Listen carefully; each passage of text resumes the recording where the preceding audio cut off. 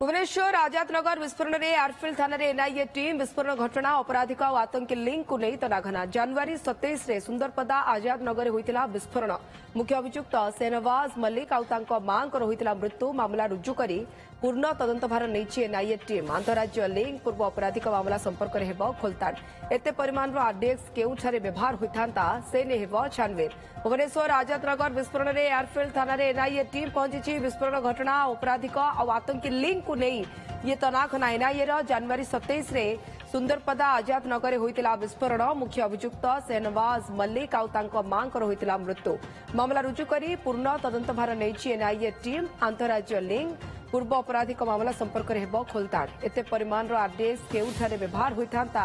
से नहीं छानबीन एने हमको अधिक सूचना देछन हम सीनियर रिपोर्टर चंदन पाइकरा।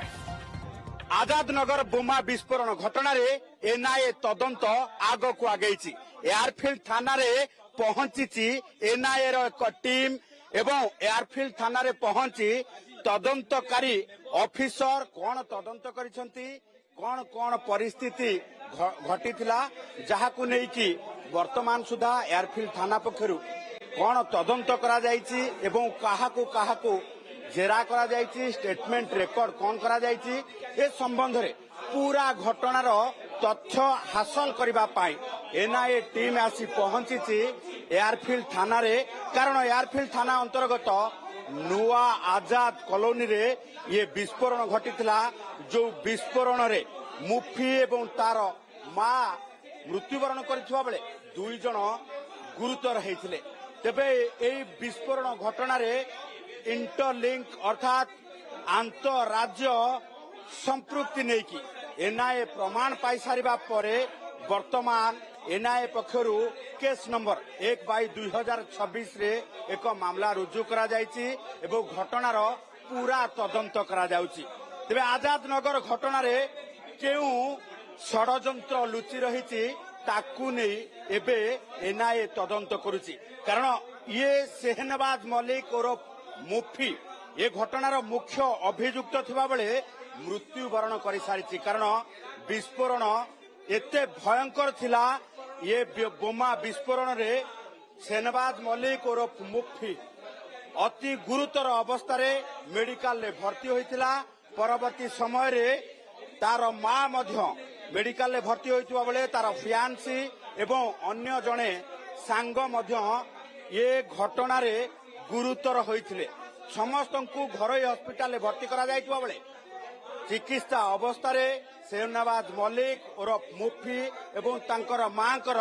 मृत्यु हो सारी तेरे यारी भितर वर्तमान सेहनवाज मल्लिक और मुफीर सांग एवं तांको फियांसी सुस्थ होइछंती तेबे कौन रहिथिला घटना पछर षडयंत्र किभली भाबे ये घटना को नहीं कि बोमा प्रस्तुत करा जाउतला एवं एते शक्तिशाली बोमा तैयारी करिबा पछर कारण कौन केउठी ए बोमा व्यवहार करा जाइतांता कारण तदंत भितरे जना पड़िछि जे जटणी अंचल रे एक बड़ जो रहिछि एक बड़ सभा आयोजन करा जाइतला जो सभा रे बड़ विस्फोरण करबा पाई सेहनवाज मल्लिक को सुपारी दिया जाइतला तेबे सेहनवाज मल्लिक और मुफी सुपारी नेबा सहित आरडीएक्स व्यवहार करी ये बोमा प्रस्तुत करुथिला जो बोमा प्रस्तुत बेले विस्फोरण घटिबारु 4 जन एथिरे गुरुतर हेतिले सेहनवाज मल्लिक तांको मां एवं तांको सांग सहित तांको फियांसी तेबे डाक्तरखाना रे चिकित्सा अवस्था रे सेहनवाज मल्लिक और मुफी एवं तांको मांकर मृत्यु हो सारी एवं यार भितरे सांग एवं तांको फियांसी एबे भी गुरुतर अवस्था रे थिले एवं घरोई हॉस्पिटल चिकित्सा अवस्था थिले तेबे यार भितरे उभय सुस्थ होइचंती तेबे एथिरे गोटे बड़ षडयंत्र सहित आंतरराज्य लिंक थिबारु यार भितरे एनआईए तदंत करुछि मामला रुजु करबा सहित प्रमाण जोगाड़ रे लागि पड़िछि एयरफील्ड थानारु कैमरा पर्सन प्रभात सह चंदन पाइकराय ओटीवी।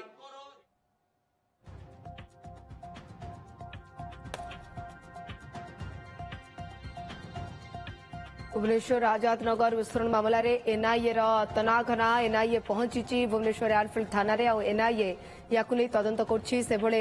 से समय केमती विस्फोरण होता ताहा आपण देखिपुन जिते देहरे निया लगी छाटी पेटी हो चल जाती जना पड़ा जे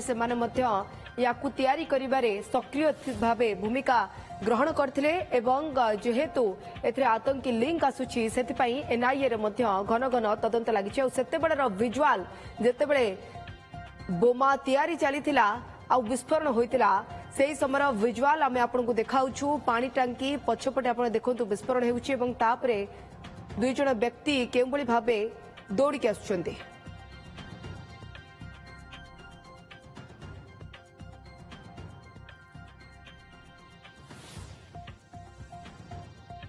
चंदन पाइक सीनियर रिपोर्टर आम सहित जोड़ी होती सीधा सड़क चंदन ये सेतमेर विजुअल जहां में ओटीवी स्क्रीन रे देखाउछु जेतेबेले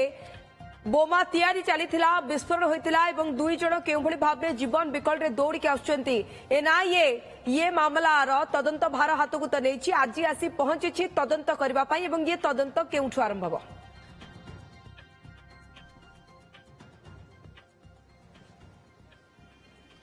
देखो सबुठ बड़ कथा हूँ बर्तमान एनआईए टीम आसी एयरफील्ड थाना रे पहुंची एवं मामलार तदंत को अनुसार जाइतिला फोरेंसिक टीम जेतेबेले जाइतिला तार रिपोर्ट कौन कहूची ये संबंध रे पूरा वर्तमान जांच पड़ताछ करा जाउची एवं तसहित जो सीसीटीवी आमे वीडियो जो सीसीटीवी रो वीडियो आमे प्रदर्शित करूचे टीवी स्क्रीन रे तार प्रत्येकटी एंगल रु जहाँ पुलिस कलेक्शन करिछि वीडियो सीसीटीवी वीडियो ताकू मध्य तार हार्ड डिस्क को वर्तमान एनआईए टीम को हस्तांतर करा जाउछि। तबे समस्तक मनरे प्रश्न उठुथिबो जे आजाद नगर रे एमिति की आजाद पई ये बोमा तैयारी करा जाउथला आ विस्फोरण घटिला आ एथिरे एमिति की षडयंत्र रहिछि जोथिरे नेशनल इन्वेस्टिगेशन एजेंसी अर्थात जातीय तदंतकारी एजेंसी एथिरे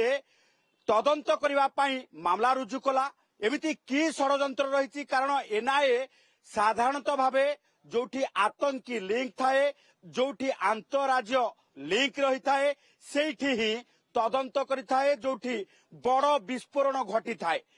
तेबे राजधानी भुवनेश्वर आजाद नगर रे एमिति किछि लिंक थिला कि एमिति मध्य समस्तक मन भितरे प्रश्न उंकी मारुथिवो आ तार उत्तर होउची हां जनवरी 27 तारीख रे सेनवाज मलिक ओरफ मुफी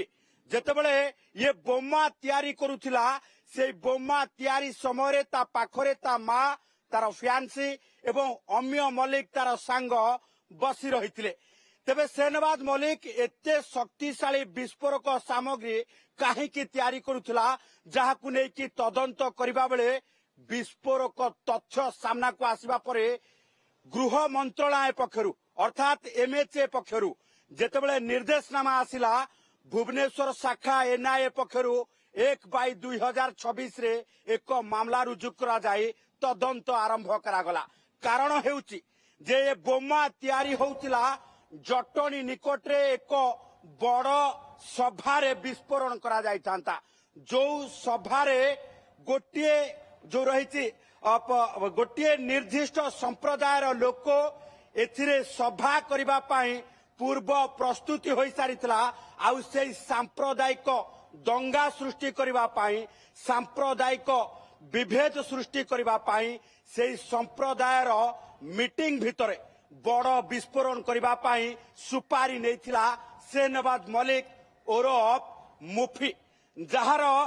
प्रमाण पाइबा परे एनआईए वर्तमान मामला रुजु करिछि तदंत आरंभ करिछि एवं टिक टिक करिके एथिरे को माने षडयंत्रकारी थिले कोठू इंस्ट्रक्शन आसुतला ओडिशा भली शांत प्रदेश रे अशांत करिबा पाई काहीकि मुफी चाहुथिला एवं मुफी पछरे किए गडफादर अछि ये कथार तदंत करिबा पाई वर्तमान जो रहिछि एनआईए गोटिए परे गोटिए प्रमाण जोगाड़ करिबार लागिछि। यार भितरे आपण देखुथिबे जे एनआईए टीम एयरफील्ड थानार जे रहिछि एयरफील्ड थानार अधिकारी जे रहिछंती ତାଙ୍କ ସହିତ ମଧ୍ୟ ଆଲୋଚନା କରୁଛନ୍ତି ଏବଂ ପ୍ରତ୍ୟେକଟି ଦିଗକୁ ନେଇକି ତଦନ୍ତ କରାଯାଉଛି। ପ୍ରତ୍ୟେକଟି ଦିଗକୁ ତଦନ୍ତ ହେବା ସହିତ ଇଏ ଘଟଣାର ପୁରା ପୁଙ୍ଖାନୁପୁଙ୍ଖ ତଦନ୍ତ କରିବା ସହିତ କଣ ରହିଛି ଘଟଣାର ରହସ୍ୟ, ପୋଲିସ କାହା କାହାକୁ ଜେରା କରିଛି, ଷ୍ଟେଟମେଣ୍ଟ ରେକର୍ଡ ବେଳେ ଏମିତି କିଛି ତଥ୍ୟ ସାମ୍ନାକୁ ଆସିଛି କି ଆନ୍ତଃରାଜ୍ୟ ଲିଙ୍କ ନେଇ ଯଦି ୟାର ସୁରାକ ପାଉଛି ତେବେ এই আন্তঃরাজ্য লিঙ্করে কিଏ সম্পৃক্তি রহিଥିଲା, কিଏ সুপারি ଦେଇଥିଲା মুফিକୁ, ଏ সম্পর্কରେ পুরা তনাঘনা କରୁଛି। কারণ আজাদ নগরର সেই ভড়া ঘরে ছাত উপরে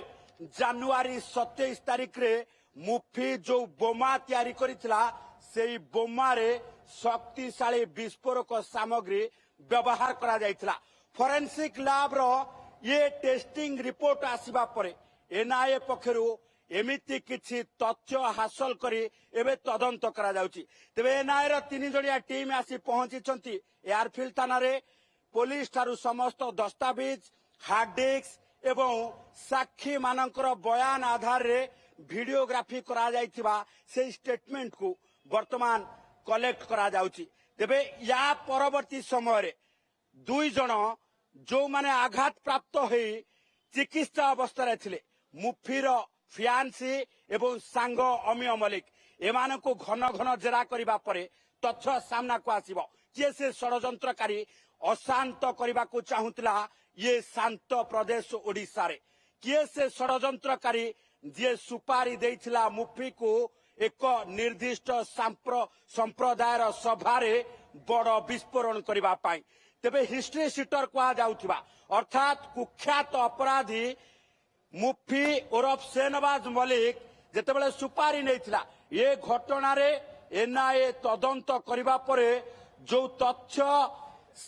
ଶେଷରେ ଅର୍ଥାତ୍ ଏନ୍ଆଇଏ ତଦନ୍ତ କରିବା ସହିତ ଯୋଉମାନଙ୍କ ସମ୍ପୃକ୍ତି ଏଥିରେ ପାଇବ ତା ପରବର୍ତ୍ତୀ ସମୟରେ ଜଣାପଡ଼ିବ ଶାନ୍ତ ପ୍ରଦେଶରେ ଅଶାନ୍ତ କରିବା ପାଇଁ କୋଉମାନେ ଅହରହ ଚକ୍ରାନ୍ତ କରୁଛନ୍ତି, ସାମ୍ପ୍ରଦାୟିକ ଦଙ୍ଗା କରିବା ପାଇଁ କୋଉମାନେ ପ୍ରତ୍ୟେକ ସମୟରେ ବ୍ଲୁପ୍ରିଣ୍ଟ ପ୍ରସ୍ତୁତ କରିବା ପାଇଁ ରେଡି ଅଛନ୍ତି। ତେବେ ଏଭଳି କ୍ଷେତ୍ରରେ ଏନ୍ଆଇଏ ବର୍ତ୍ତମାନ ଓଡ଼ିଶାର ଇଏ ଯୋଉ ବିସ୍ଫୋରଣ ମାମଲାରେ ତଦନ୍ତ କରୁଛି, ଏଥିରେ ଆଉ କିଛି ଦିନ ପରେ ବିସ୍ଫୋରକ ତଥ୍ୟ ସାମ୍ନାକୁ ଆସିବ। କାରଣ ଅନେକ ଲୋକ ୟା ଭିତରେ ସମ୍ପୃକ୍ତ ଅଛନ୍ତି, ରାଜନୈତିକ ବ୍ୟକ୍ତିତ୍ୱ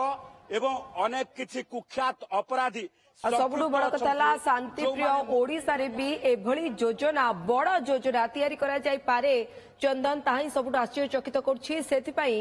ଇଏ ମାନେ ଧରା ପଡିବା ଅର୍ଥାତ୍ ବିସ୍ଫୋରଣ ହବା, ତା ଦେହରେ ମଧ୍ୟ କିଭଳି ଭାବେ ଆହତ ହବା, ମୃତ୍ୟୁବରଣ କରିବା, ଆଉ ତାପରେ ପୋଲିସ ଏ ଘଟଣାର ତଦନ୍ତ କରିବା ଆଉ ସନ୍ଦେହ କରିବା ଯେ ଆତଙ୍କୀ ଲିଙ୍କ ଏବଂ ଏନ୍ଆଇଏ ହାତକୁ ଯିବା ତଦନ୍ତ ଭାର, ଆଉ ଏନ୍ଆଇଏ ତଦନ୍ତରୁ କଣ କଣ ସାମ୍ନାକୁ ଆସୁଛି ତା ଉପରେ ନଜର। ବହୁତ ବହୁତ ଧନ୍ୟବାଦ ଚନ୍ଦନ ଆପଣଙ୍କ ତମାମ ସୂଚନା ପାଇଁ।